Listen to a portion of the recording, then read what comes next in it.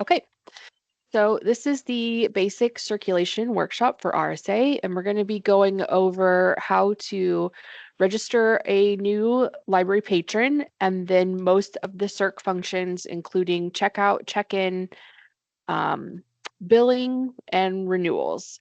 It is going to sound a little repetitive because workflows lets you do the same thing in many different places.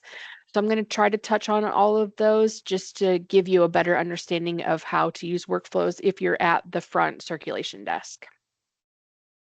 The first thing we're going to do is patron registration, and that is under the users tab. So I'm logged in as a public library. I'm in the circulation section, and then we call these groups off to the side. So we're in the users group. And when a patron comes in to get a library card, the first thing you're going to want to do is make sure that they don't have a card somewhere else, especially up in the Peoria area. There's a lot of libraries that are all very close to each other. So it's very easy for someone to move from Peoria to East Peoria, and then they have multiple library cards. So the way to do that is to go into display user, and then we want to click on this little guy with the magnifying glass. That is our user search helper. And we'll see this helper in many different places. So when you pull it up, this library in particular has this to default to their library. So if I put in the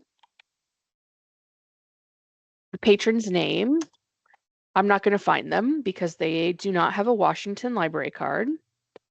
Then you want to pull down your drop-down window. I hit A, which brings us all the way up to the top for all libraries. And then you want to look to see if they have a card anywhere else. Have they moved here from Quincy? Are they from Brown County? You just never know.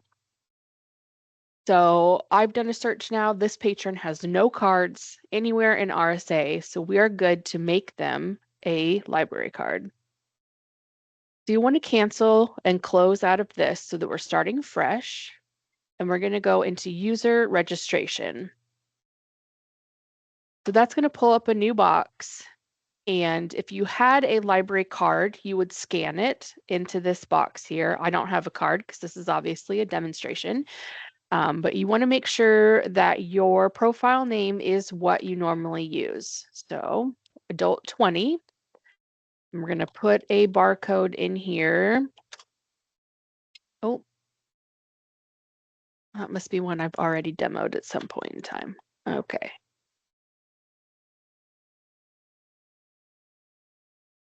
We'll do that. Okay.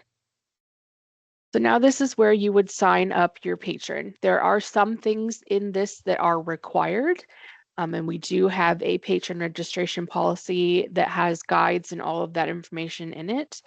The first thing to know is everything should be in all caps. You want to make sure your caps lock is on. We want to do a first name and a middle initial. If you want to do the full middle name, that's up to your library. If a live patron doesn't have a middle name, you don't have to put anything. We prefer at least a middle initial. That makes it easier to make sure that you have the right Matt Smith and not a Matt Smith at a different library for people who have super common names. And then the last name. So on this screen, this is your basic info tab. All that is required is the first name, last name, if you can get it, a middle initial. You want to make sure that your library is listed here and that you have the correct profile, whether you're using a juvenile profile, a young adult profile, adult outreach, whatever the situation calls for. We're going to move to the privilege tab. This is where you set your expiration date. This profile has a 3-year expiration date, so it's going to default 3 years from today. Most libraries leave this as is. Some libraries change this to the same date so that everybody's cards are due at the same time. That's entirely up to your library policy. If you change this, you have to put in your override here. If you do not know what the override is, send me an email after the workshop is over and I will send that to you. And then you'll want to set a PIN number for your patron. This library has a default of I'm not sure what that is. It looks like it's 8 stars. Um, your library might have a default of the last 4 numbers of their library card, or I know schools use their mascot.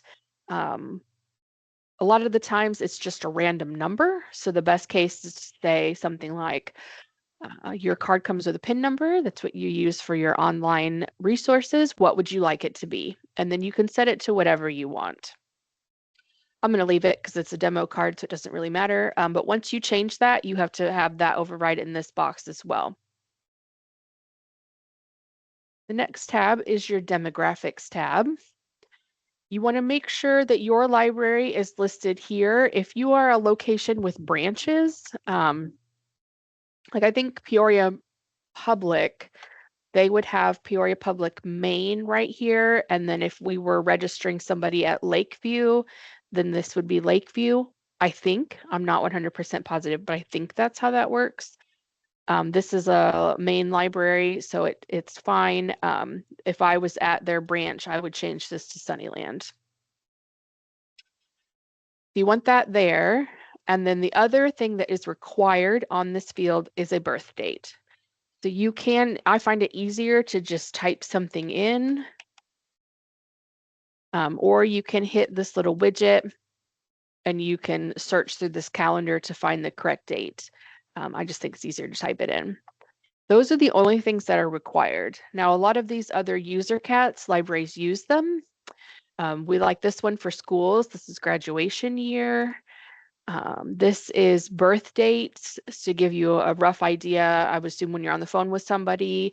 The only thing about this is they don't change. So if you're signing someone up when they're 18 and you put them here, but they come back at 45, it's still going to say 18.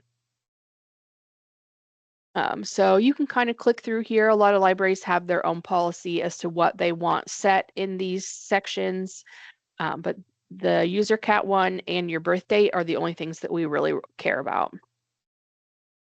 The next tab is the address tab. The only thing that is 100% required here is a street, city, and a state. Now, do libraries want to get a phone number? Of course they do. You want to put in a phone number.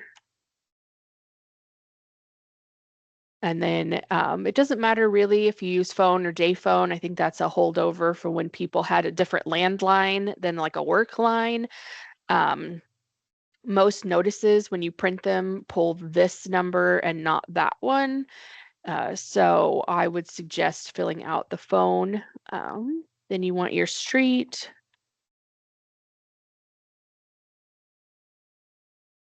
your city, and your state. Now, the annoying thing about this is that we stick with postal abbreviations, but there's no punctuation. So Main Street, no period. Washington, Illinois, no commas. So if you're someone who's a little bit of a grammar stickler, you will have to not put any punctuation in here. And then your zip code. If they have an email address, you can put that in here. It does not matter if it's in caps or not caps. It's easier, you're already in all caps, just leave it in all caps, but it doesn't matter. And then this care of field is not a requirement, but it is a useful tool if you are registering a minor. This is to put in the name of the responsible adult. So if something happens down the line and you end up sending a bill to this account and a parent comes in and they're angry, you could say, oh, well, you are the one that registered for them on the card. As a minor, you're taking responsibility. And so that's really helpful to have that information in here. It is not a requirement, it's just useful information. In the extended info tab, none of this information is a requirement. It's just useful to know if you have to put a note on a patron's account at a later time, or something happens like you register someone for a patron or for a card and they know that they're going to be giving their card to their daughter to come in and get holds for them. You could put that information in here. All notes need a couple of things. They need the date that the note was made, the initials of the person who made them, and the library that it came from. so that if this patron goes to another library or comes in and talks to another staff member, they know when this thing happened and who to talk to. So once you have all of that in here, you'll want to check for duplicate users. It's going to search on phone and address. Didn't find any, so we can go ahead and hit save. So now this patron is registered and their card is good to go. So I'm going to go ahead and hit close.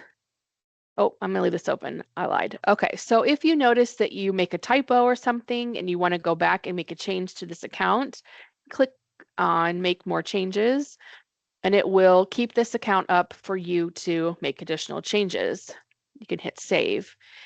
If you're registering a parent and they want to register their kids all at the same time and they have the same address and the same phone number, instead of trying to remember what that is or having to ask over and over and over again, you can hit copy clone to new user. It's going to pull up that account that you just made. And then it will pull all that information. So it's going to pull last name, user profile. It will leave the privilege and the PIN as new, and it will not fill in birth date for you. But when you go to address, it's going to pull your phone number and your street address. If I had put an email or a care of, it would have pulled those too. So this is really helpful. Oh, and the note, it pulls the note over as well. So this is really helpful if you've got like a mom with 3 kids, they're all getting the cards at the same time, they're all brand new. It just cuts out a little bit of the extra steps. You just have to make sure that if you originally signed up mom and now you're signing up a kid, that you change the profile name to juvenile because it's going to pull mom's user profile over. But I'm not going to save that because I don't need that.